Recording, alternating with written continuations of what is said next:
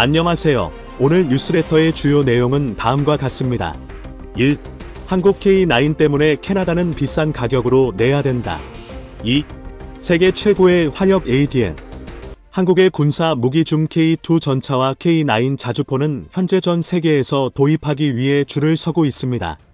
전쟁의 긴장감이 도는 폴란드를 비롯한 동유럽 지역과 사우디, 이집트 등의 중동 지역에서도 계속해서 한국산 전차와 자주포 나아가 미사일과 전투기까지도 도입하기 위해 계약을 기다리는 중입니다. 그러던 와중에 바로 어제 캐나다에서 K9 자주포 긴급 수입 요청을 했다는 소식이 전해졌는데요. 지금부터 자세한 내용 살펴보도록 하겠습니다. K9 자주포는 개발과 동시에 세계 최강의 자주포라는 별칭을 얻었습니다. K9 자주포의 경쟁 상대는 독일의 PGH-2000이 항상 함께 거론됩니다. 하지만 현재 독일의 자주포인 PGH-2000은 한국과의 경쟁에서 우위에 서지 못하고 있습니다. 과거 독일의 방위산업은 프랑스와 함께 유럽 최고로 군림했으며 독일, 프랑스, 미국, 러시아가 전 세계 방산 시장을 휘어잡고 있었습니다. 그러나 현재는 중국을 비롯해 우리 한국까지 가세의 새로운 국면을 맞이하고 있는데요.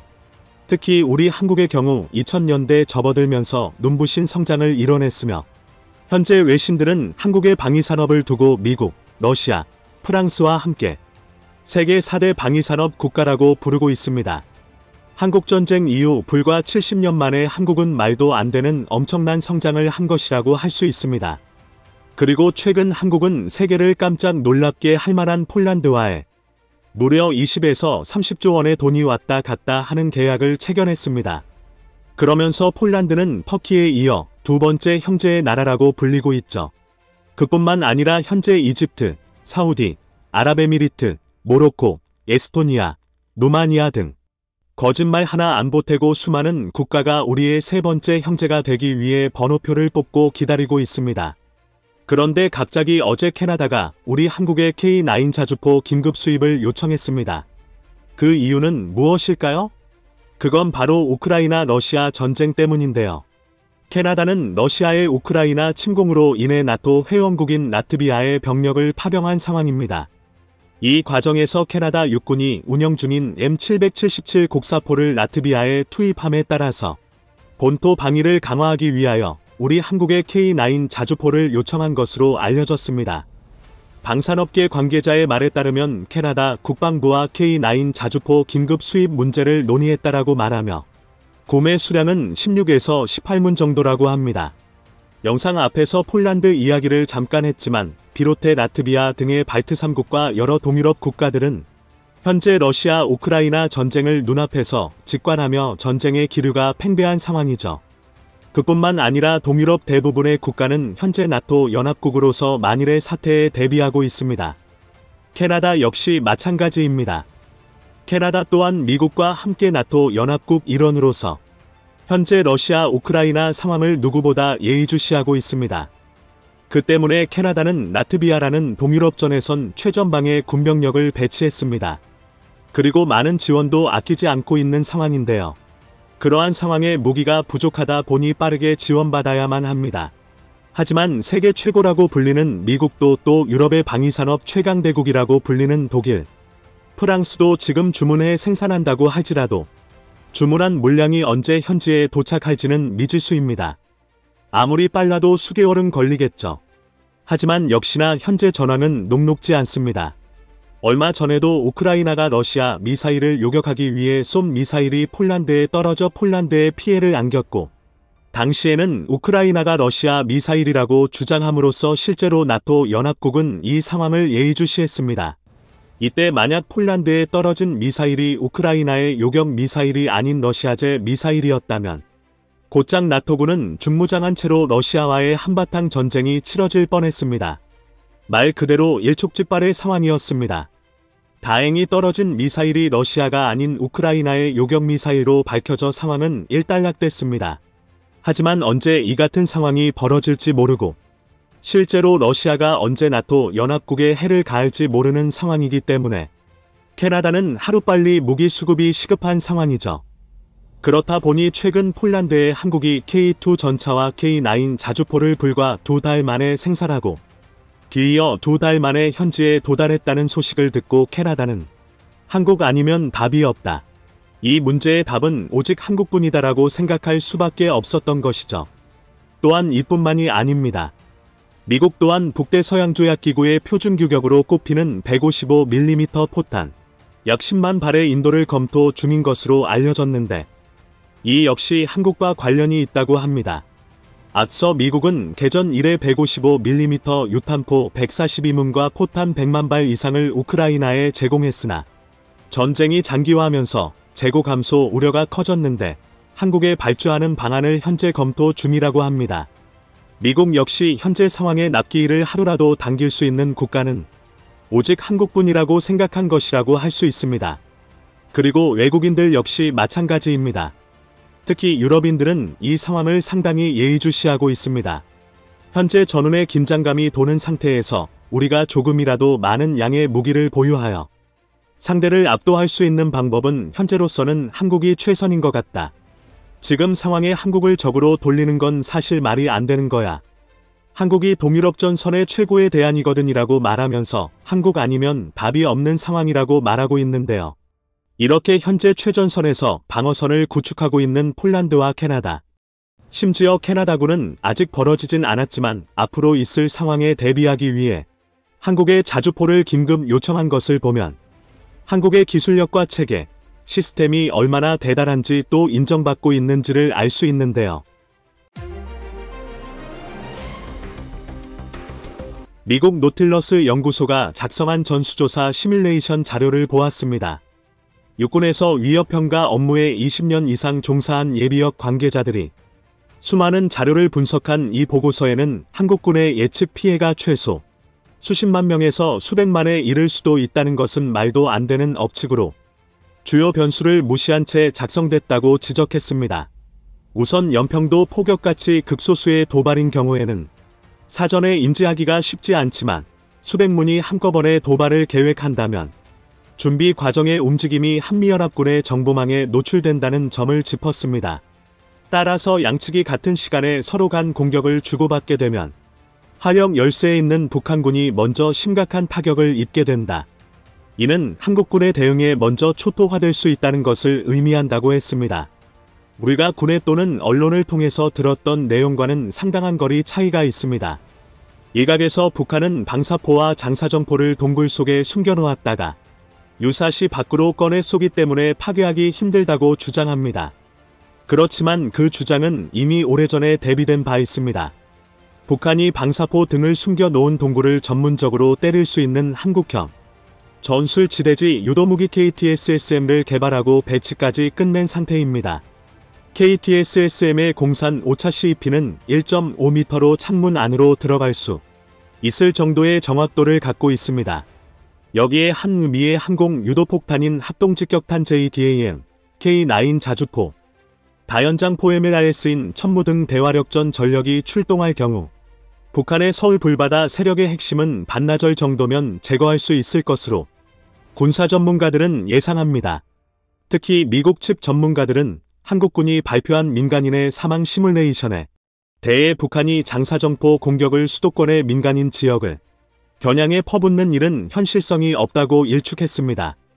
전쟁이라는 것은 우선 상대방의 핵심 전력과 대응 수단을 타격하는 게 최우선 목표이고 거기서 전쟁의 승패는 갈리게 된다는 것이 전술의 기본인데 민간 지역을 함께 타격한다는 것은 어떤 전술에도 포함되어 있지 않다고 했습니다.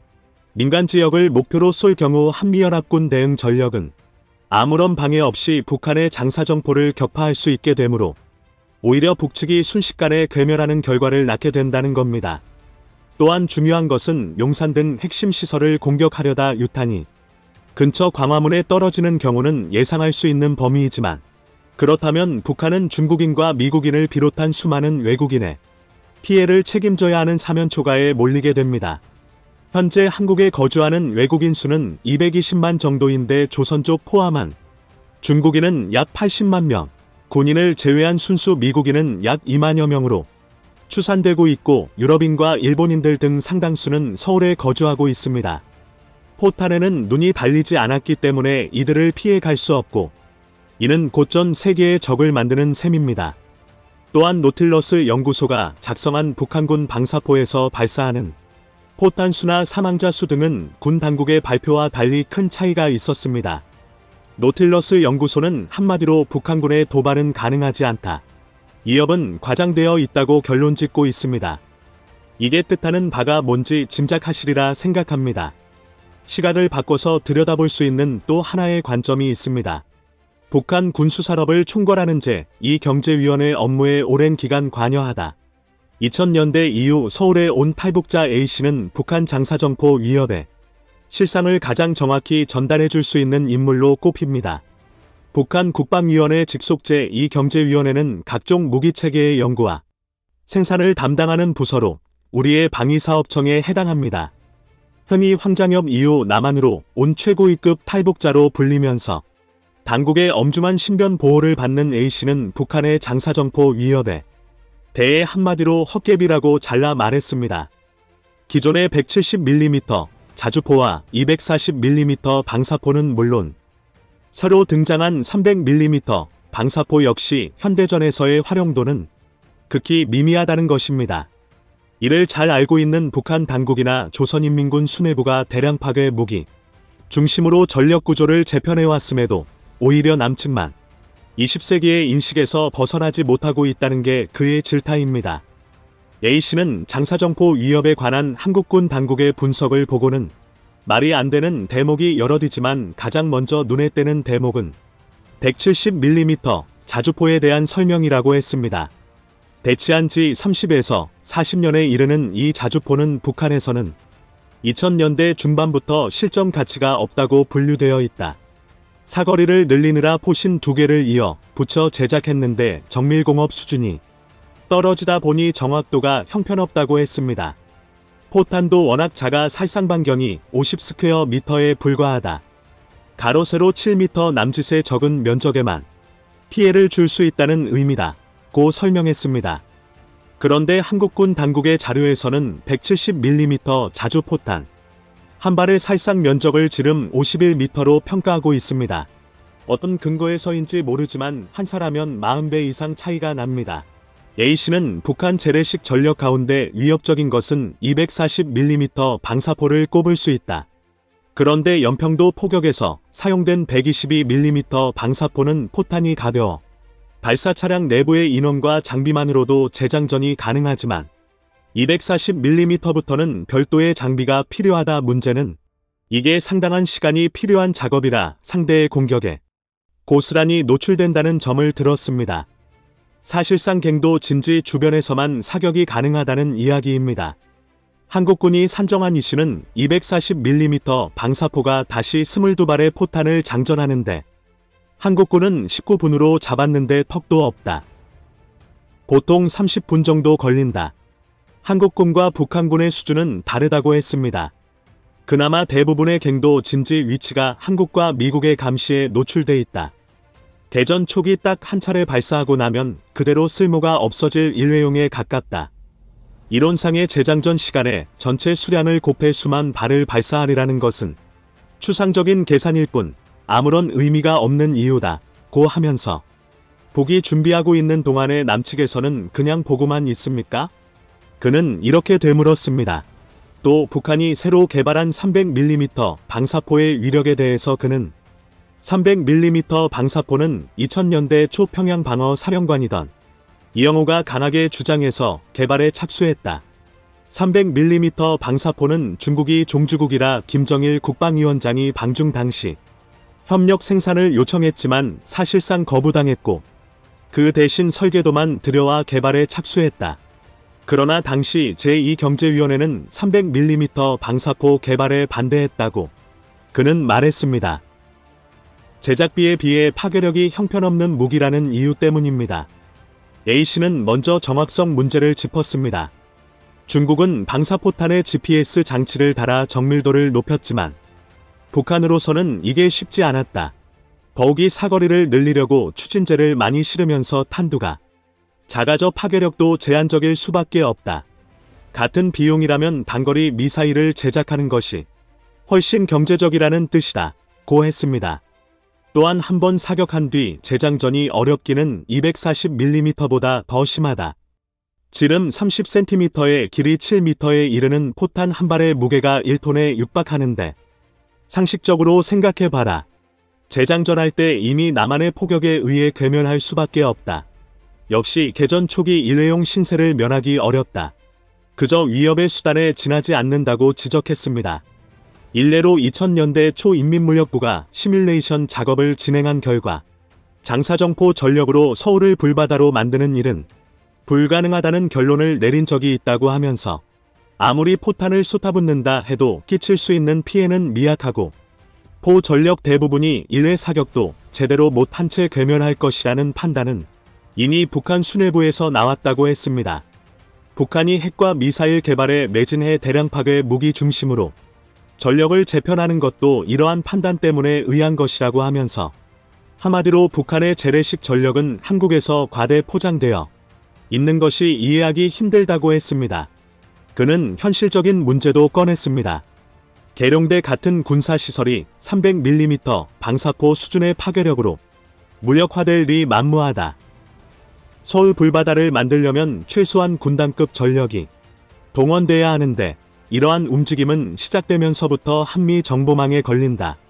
남측에 비해 빠르고 압도적인 화력이라면 선제 공격을 시도해 볼 수 있지만 북한의 여력으로서는 불가능하다고 그는 고개를 저으며 북한의 전면 도발은 불가능하다고 단정 지었습니다.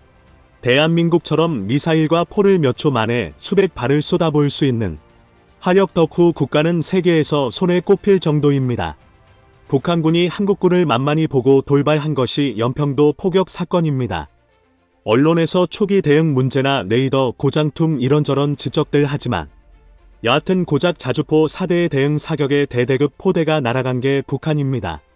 그 후로 북한 사군단 전체가 한국군의 포격 정확도에 노이로제에 걸렸다는 사실은 많은 탈북자가 증언이 뒷받침하고 있습니다.